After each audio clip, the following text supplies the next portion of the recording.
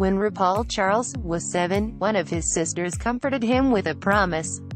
"Everyone who's in charge of the world now," she told him, "they're all making it better, so that years from now everyone on the planet will have at least 8 pairs of shoes."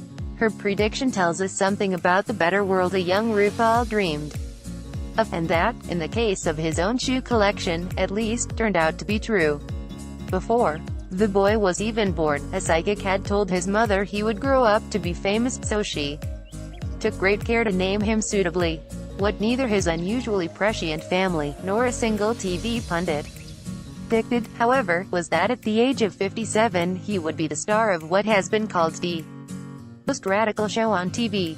RuPaul's Drag Race was turned down by every network bar one when he first pitched the idea a decade ago. A pastiche of America's Next Top Model, part talent contest and part reality TV, the format selects a dozen or so drag queens to compete in weekly challenges such as running up a Gone with the Wind-themed gown out of curtains. A judging panel of RuPaul and guests, who have include Lady Gaga and La Toya Jackson, scores the catwalk finales, looking for charisma, uniqueness, nerve and talent. The acronym is not an accident, and the bottom 2 then lip-sync for their lives to a pop anthem, before the loser is eliminated. The show is about to enter its 10th season. The concept has evolved a little every year, and the queens take the contest very seriously, but I've never met anyone who actually cares who wins. What makes Drag Race addictive are the contestants' life stories and the group dynamics, which break all the rules of reality TV by favoring camaraderie over catfights. For all the artifice of their outfits, the queens make themselves emotionally naked for us, by turns poignant, comic, vulnerable, and heroic. RuPaul performs the role of grand matriarch, and it's his unexpected humanity which both defines and elevates the show. As one Drag Race addict wrote in Esquire, Drag Race is an endless reminder that it's possible to find love for others, and ourselves, despite all of the shit and the pain and the heartbreak we go through in life. The contestants are all showgirls, professional drag queens, and part of the fun comes from watching the miracles they conjure. There is nothing these girls can't do with wigs and corsets and enough gaffer tape. Some are plus size, others comic, and some straightforward glamour girls, all unrecognizable out of costume, but beyond the pleasing reality TV formula of transformation, Drag Race is also wildly funny. The frenzied athleticism of the lip-sync challenge, the frantic panics over frocks, the fabulous names, Adore Delano, Tempest DeJour, Eureka O'Hara, all shimmer with knowing irony. Contestants are fluent in the vernacular of drag, throwing shade, criticizing, hog body, and insufficiently hourglass figure, Judy, good friend, making the show feel like an invite to a private party on another planet. Bought by Logo TV, a tiny LGBT cable network, Drag Race became an instant hit, quickly crossing over to VH1, bringing the subculture of drag into Middle America's living rooms. In the coming season, the guest judges will even include senior Democrat and House Minority Leader Nancy Pelosi. Each episode now averages well over 1 million viewers. The show is all over the world, and last year RuPaul won his 2nd consecutive Emmy and was named one of Time magazine's 100 most influential people. We meet in a hotel near his West Hollywood home. All 6 feet 4 inches of him appears in the lobby, alone, bang on time. He could not be less diva-ish. Though immaculately dressed in a navy checked suit, his manner is plain formal, and the unwavering eye contact accelerates the sense of instant intimacy. When we part 90 minutes later, he has wept 3 times, referenced astral chart movements as though the zodiac were the Dow Jones, and cited various psychics as unimpeachable authorities. He has a fondness for aphorisms: "We're born naked, everything else is drag," and when he talks about culture, he means the Kardashians. To infer from all this that he is a delightful airhead, however, would be a mistake. RuPaul is deeply serious, erudite, and self-aware, and has clearly given a great deal of thought to everything he says. If the personal is political, RuPaul has been a radical from the day he was born. ******. People have always been threatened by me as an African American man, because of the inherent black rage that all black people have in our culture, the underlying black rage because of what happened to us in this country. It's always there. It's a glaring issue that's saying, first of all, let's talk about the black rage. So one of the ways that I've been able to dilute that perception is to dress as a character that says, look, I'm fun, I can have a sense of humor about life because I'm in drag.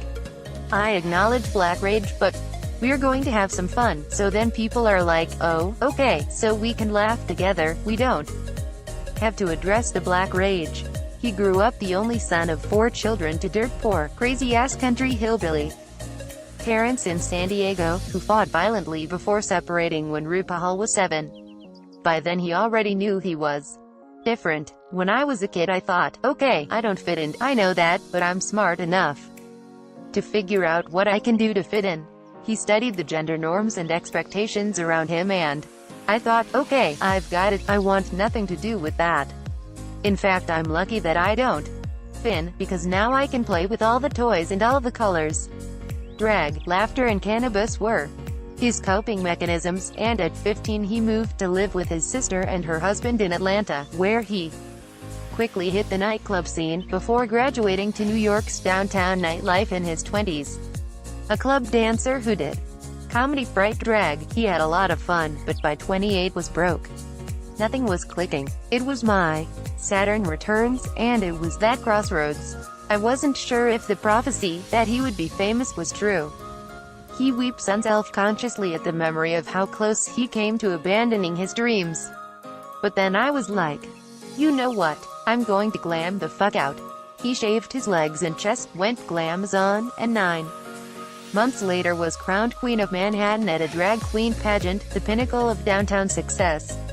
But at the end of his reign, he was horrified to see the New York dance act Delight enjoy global fame with Groove is in the Heart. These kids in the neighborhood were actually behind me in terms of succession to stardom. I was like, wait a minute, how'd they get up there? It's because bitch you were fucking asleep in the party world being the Queen of Manhattan. So, I said, okay, no, I've got to fix that. I'm not having that. He made a demo tape, got signed to a label, and on his 32nd birthday released the dance anthem Supermodel. Better Work, which went on to be a smash hit. And that's when my world changed forever. The 90s were a riot for RuPaul. An international superstar, he made albums, starred in movies, had his own chat show, and was signed up by MAC as the first male face of the cosmetics brand. But in 1999 he withdrew from public life and moved to LA to get sober and quit smoking pot. Listen, I'm not the greatest actor. I'm not the greatest singer. I'm not the greatest drag queen. I'm not the greatest dancer. My gift has been having the clarity to hear the universe's stage directions and to take advantage of that. I knew it was finally time for me to approach the things I had pushed deep down inside. He breaks down and silently weeps again. I realized that my putting a cloud of smoke around myself, literally and figuratively, was a way to push down those feelings. So I got into therapy, and recalibrated what my purpose was, you know. I had gotten into show business as a kid to get validation from the world, get validation from my father. And I realized that would never satisfy. It has to come from the inside. So I came back to show business, but I do what I do now with this newfound motivation. When his longtime producers suggested a drag reality show, RuPaul had one condition. I don't want to do anything mean-spirited. The high camp of drag may appear superficially catty, he says, but in fact the essence of the art form is compassion. For people to do drag and make it their profession in a male-dominated culture, they have to go through so much emotional tug-of-war, because society says, you're not supposed to do that. So, the strength and humanity it takes to maintain yourself and your dreams create many different layers of consciousness. That's where the humanity comes from. RuPaul likes to speak in deeply heartfelt but somewhat opaque rhetorical flourishes, so I ask if he means that Drag Race has a political message about humanity. Yes, it doesn't have a political agenda in terms of policies in Washington, but it has a position on identity, which is really the most political you can get. It has politics at its core, because it deals with, how do you see yourself on this planet? That's highly political. It's about recognizing that you are God dressing up in humanity, and you could do whatever you want. That's what us little boys who are maligned and who are ostracized figured out. It's a totem, a constant touchstone to say, don't take any of this shit seriously. It's a big F you.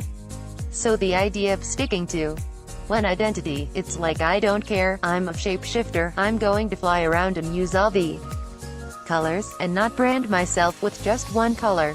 Pinning him down on precisely what all of this means can be tricky, in part one think because he doesn't want to offend anyone by explicitly acknowledging the contradiction between his playlastic sensibility and the militant earnestness of the transgender movement. The two couldn't be further apart, I suggest. Yes. That's always been the dichotomy of the trans movement versus the drag movement. You know, he agrees. Carrie, I liken it to having a currency of money, say English pounds as opposed to American dollars. I think identities are like value systems or currencies, there's not just one. Understand the value of different currencies, and what you could do with them. That's the place you want to be. But to a transgender woman it's critically important that the world recognizes her fixed identity as a female. RuPaul nods uneasily. That's right, that's right. What I can't understand is how transgender women can enter a drag contest. Last year RuPaul's Drag Race was widely acclaimed for featuring its first openly transgender contestant, called Peppermint, but if transgender women must be identified